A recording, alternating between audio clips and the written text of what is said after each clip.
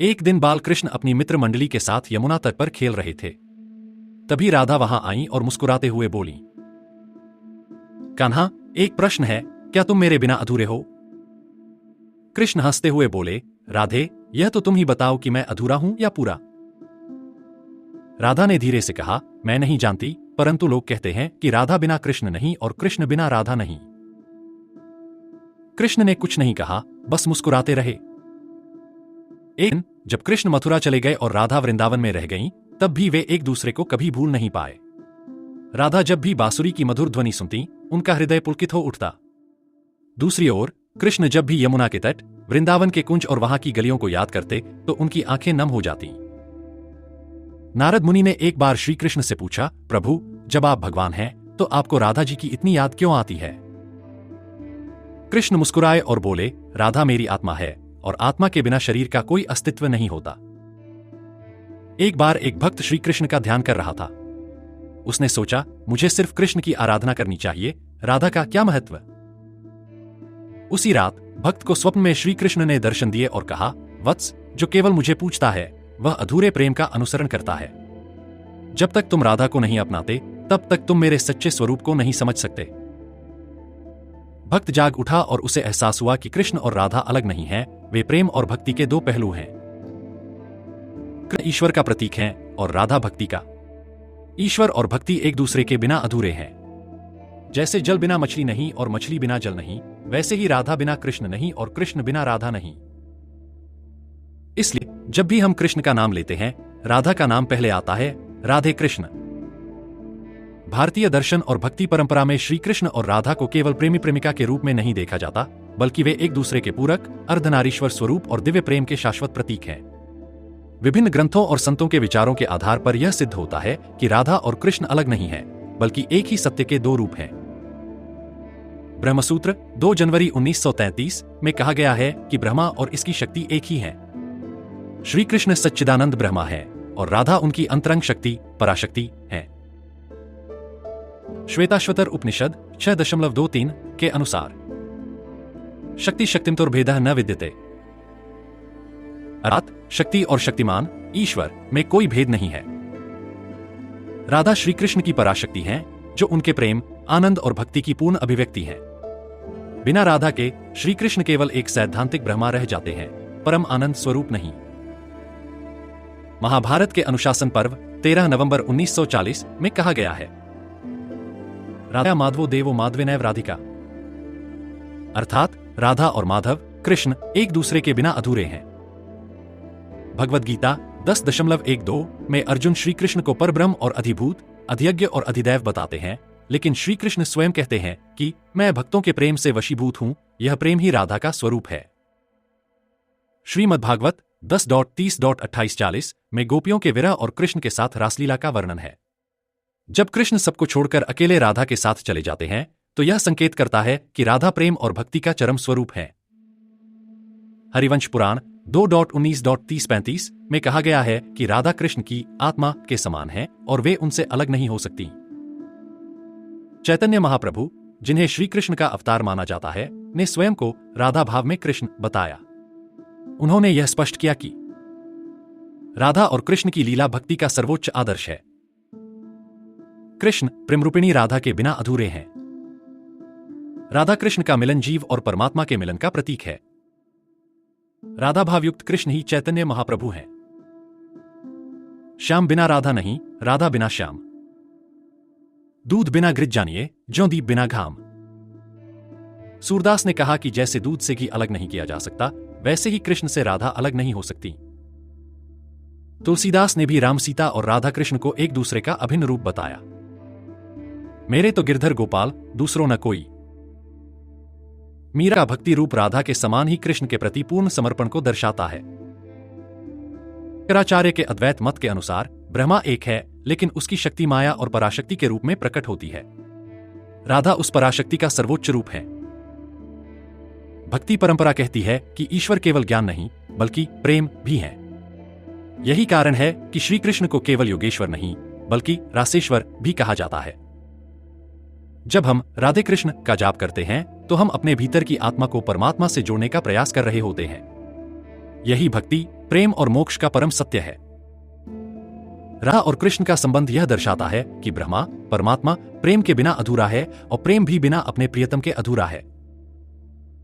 कृष्ण परम सत्य, वे सृष्टि के केंद्र, सर्वोच्च आनंद और ईश्वर के प्रतीक हैं।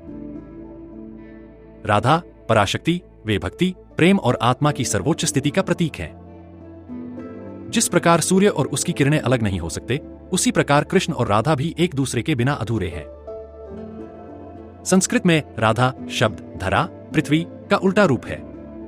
इसका तात्पर्य यह है कि जब साधक अपनी भौतिक इच्छाओं, धरा को छोड़कर अपनी चेतना को उलटकर अंतर्मुखी बनाकर ईश्वर की ओर केंद्रित करता है, तो वह राधा बन जाता है, अर्थात पूर्ण भक्ति स्वरूपा आत्मा।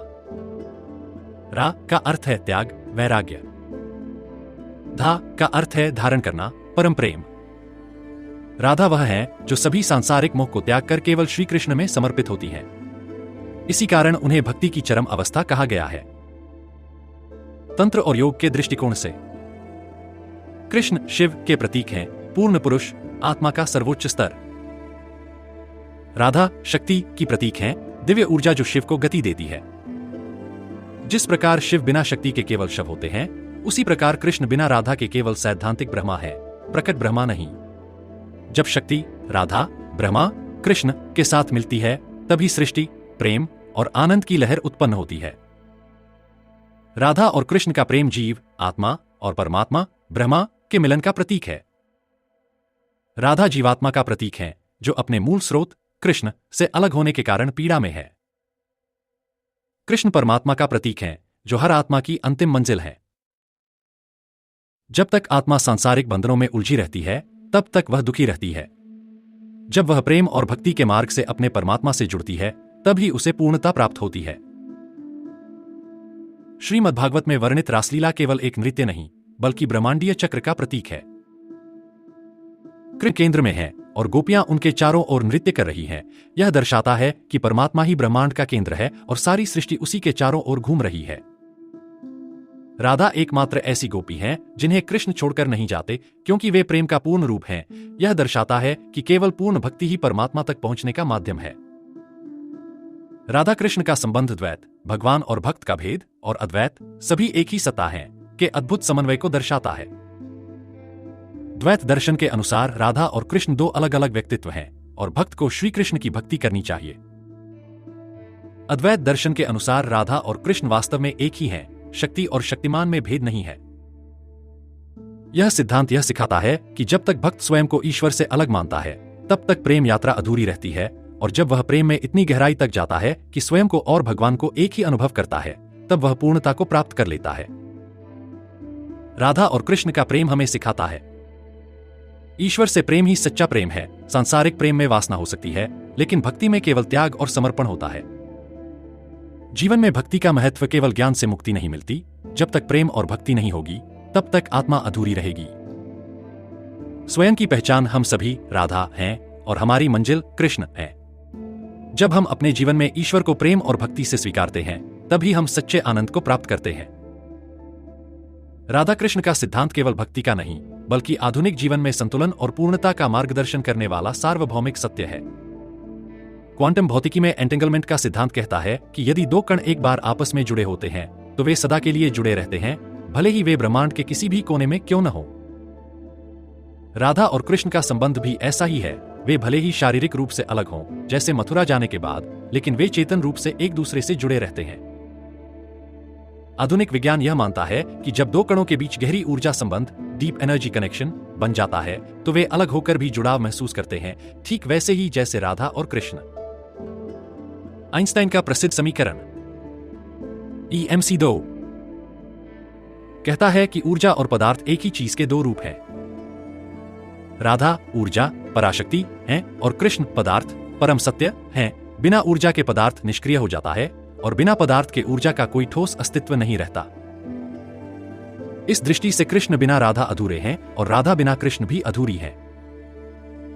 चीन के ताओवाद में यिन यांग का सिद्धांत बताता है कि हर शक्ति का संतुलन ही सृष्टि को बनाए रखता है। कृष्ण यांग, सक्रिय, चेतन, पुरुष ऊर्जा के प्रतीक हैं।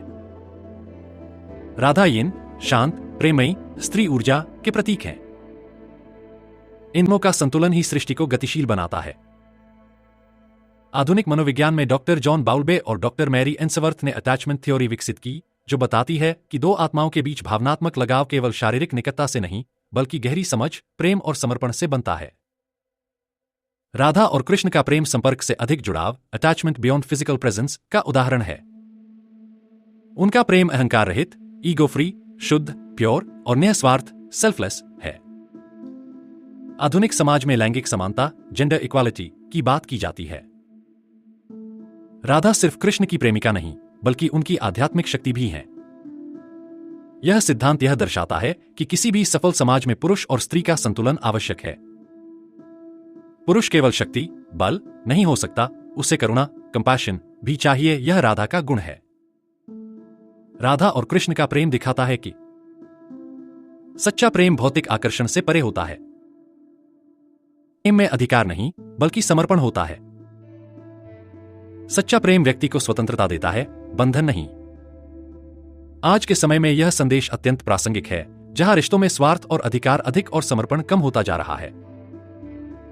कृष्ण हार्डवेयर की तरह हैं, स्थिर, सशक्त, आधार। राधा सॉफ्टवेयर की तरह है, संवेदनशील, गतिशील, अनुभूति देने वाली। जिस प्रकार सिर्फ हार्डवेयर से कंप्यूटर नहीं चलता, बल्कि उसे चलाने के लिए सॉफ्टवेयर भी चाहिए, उसी तरह कृष्ण बिना राधा केवल एक तर्कशील ब्रह्मा है और राधा बिना कृष्ण केवल एक अदृश्य भावना। आज के दौर में लोग अहंकार, ईगो और अकेलेपन, लोनलीनेस से पीड़ित हैं। राधा का समर्पण हमें अहंकार से मुक्त करता है। कृष्ण का प्रेम हमें आत्मस्वीकृति, सेल्फ एक्सेप्टेंस सिखाता है। दोनों का संतुलन हमें आत्मविकास, सेल्फ इंप्रूवमेंट की राह दिखाता है। आज के कॉर्पोरेट जगत में सफल नेतृत्व, लीडरशिप के लिए केवल ताकत, पावर नहीं, बल्कि करुणा, एम्पैथी भी आवश्यक है। कृष्ण एक आदर्श नेता, लीडर हैं, लेकिन उनकी नेतृत्व शक्ति तभी पूर्ण होती है जब उसमें राधा जैसी करुणा, कंपैशन और भक्ति, डेडिकेशन जुड़ती है। सफल कंपनियां वे ही होती हैं जो कर्मयोग, कृष्ण का सिद्धांत, और प्रेमयोग, राधा का सिद्धांत को संतुलित करती हैं। संतुलन आवश्यक है, चाहे वह विज्ञान में ऊर्जा और पदार्थ का संतुलन हो, समाज में स्त्री पुरुष का संतुलन हो, या व्यक्तिगत जीवन में तर्क और भावना का संतुलन। सच्चा प्रेम अधिकार नहीं, बल्कि स्वतंत्रता देता है। समर्पण, सरेंडर से ही पूर्णता प्राप्त होती है। आत्मा और परमात्मा का मिलन तभी संभव है जब अहंकार समाप्त हो। कृष्ण बिना राधा निष्क्रिय है और राधा बिना कृष्ण अधूरी। यह दर्शन हमारे जीवन, रिश्तों और सफलता का आधार बन सकता है। इन विचारों को अपनाकर हम भविष्य की नई सभ्यता और संतुलित तकनीकी विकास की दिशा में आगे बढ़ सकते हैं। कृत्रिम बुद्धिमत्ता, AI, तेजी से विकसित हो रही है, लेकिन यह केवल तार्किक होती है। इसमें संवेदना, इमोशनल इंटेलिजेंस की कमी होती है। कृष्ण AI का बौद्धिक पहलू गणना, तर्क, डेटा विश्लेषण। राधा AI की भावनात्मक समझ, मानव भावनाओं को पहचानना, सहानुभूति और नैतिक निर्णय लेना। राधा कृष्ण AI मॉडल एक ऐसा कृत्रिम बुद्धिमत्ता सिस्टम जो न केवल तार्किक निर्णय ले, बल्कि मानवीय भावनाओं को भी समझे और उनके अनुरूप कार्य करे। हेल्थकेयर AI जो रोगी की भावनात्मक स्थिति को समझकर मानसिक और शारीरिक उपचार में संतुलन बनाए। भारतीय दर्शन में शक्ति और शिव या राधा और कृष्ण का संतुलन ब्रह्मांडीय ऊर्जा संतुलन से जुड़ा है। नया विचार, Radha Krishna quantum energy system, एक ऐसा यंत्र या प्रणाली जो ऊर्जा, एनर्जी और सूचना, इंफॉर्मेशन का संतुलित प्रवाह बनाए रखे। स्मार्ट सिटी के लिए संतुलित ऊर्जा वितरण प्रणाली जो सूर्य ऊर्जा, सौर पैनल और जैविक ऊर्जा, बायोमास का उपयोग करके अनुकूलित बिजली आपूर्ति करे। व्यक्तिगत स्वास्थ्य के लिए वाइब्रेशन थेरेपी डिवाइस जो योग और क्वांटम फ्रीक्वेंसी के आधार पर व्यक्ति की ऊर्जा को संतुलित करे। कृष्ण हार्ड स्किल्स रणनीति, तार्किक सोच, निर्णय लेने की क्षमता। राधा सॉफ्ट स्किल्स, सहानुभूति, भावनात्मक बुद्धिमत्ता, टीम वर्क और संवाद कला। एक नया लीडरशिप मॉडल जो तकनीकी क्षमता और मानवीय संवेदनाओं का संतुलन रखे। एक ऐसा कॉर्पोरेट नेतृत्व ढांचा जहां AI और भावनात्मक बुद्धिमत्ता मिलकर फैसले लें। सरकारी नीतियों में डेटा संचालित निर्णय प्लस मानवीय दृष्टिकोण को संतुलित करने वाला प्रशासनिक मॉडल। राधा कृष्ण की कथा हमें बताती है कि मानसिक और आध्यात्मिक शांति प्रेम और जुड़ाव से आती है। नया विचार, राधा कृष्ण थेरेपी, एक मनोवैज्ञानिक उपचार पद्धति जो भक्ति, प्रेम, संगीत और ध्यान, मेडिटेशन पर आधारित हो। डिप्रेशन और एंजाइटी के लिए रासलीला मेडिटेशन, जहां व्यक्ति नृत्य और संगीत से उपचार प्राप्त करे। राधा प्रेम डायरी, आत्म अभिव्यक्ति को बढ़ावा देने के लिए एक थेरेपी मॉडल जिसमें लोग प्रेम और कृतज्ञता पर ध्यान केंद्रित करें।